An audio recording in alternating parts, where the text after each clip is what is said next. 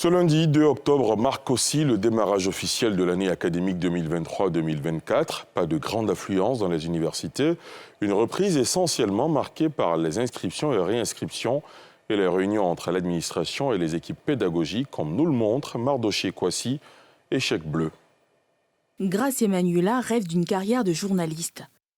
Après avoir obtenu le bac, elle a été orientée dans cette université où elle se rend ce lundi en compagnie de sa mère pour les formalités d'inscription.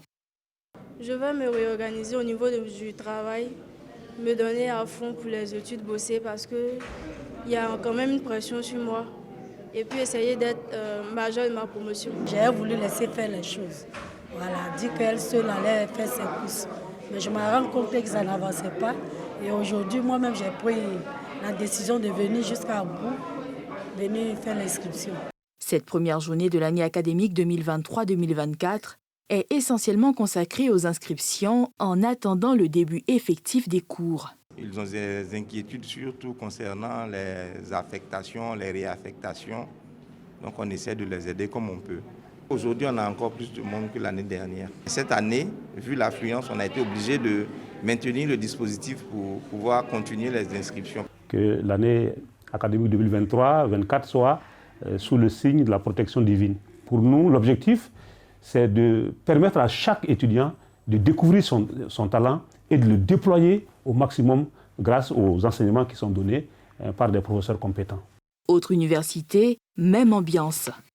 Anciens étudiants, nouveaux bacheliers et parents d'étudiants, tous se ruent au service de la scolarité pour les formalités d'inscription après la réunion de prise de contact avec l'administration.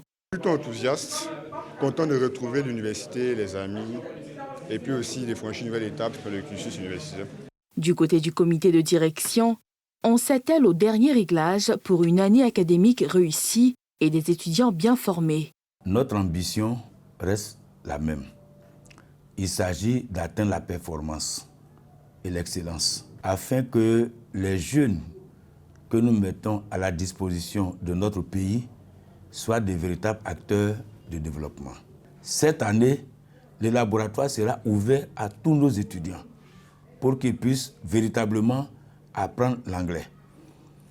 Également, pour les relations internationales, nous allons également initier la langue russe pour que nos étudiants puissent également appréhender certaines autres réalités. L'université Félix Houphouët-Boigny accueille également ses nouveaux bacheliers pour les inscriptions en attendant la reprise des cours que doivent préparer les doyens des différentes UFR. Chacun a été instruit d'organiser sa rentrée. Dans un premier temps, accueillir les nouveaux bacheliers qui sont orientés à l'université dans la différente UFR. Et puis de deux, préparer la reprise effective des cours dans les 48 heures qui suivent. Cette année encore, les mesures sont prises pour ne pas qu'il y ait des perturbations au niveau des cours, tant au niveau des enseignants qu'au niveau des étudiants. Les anciens étudiants, eux, s'organisent au niveau des différents départements pour faciliter l'intégration des nouveaux bacheliers. Les membres de l'administration ne peuvent pas venir s'asseoir ici pour les premières informations, donner les premières informations à nos camarades. C'est dans cette optique que nous, FESI, avons décidé d'emboîter ce pas-là, venir s'asseoir pour donner les premières informations, les premiers renseignements à nos camarades. Au total, cette première journée de l'année académique 2023-2024 a été essentiellement consacrée aux formalités d'inscription, aux réunions pédagogiques et de prise de contact avec les étudiants.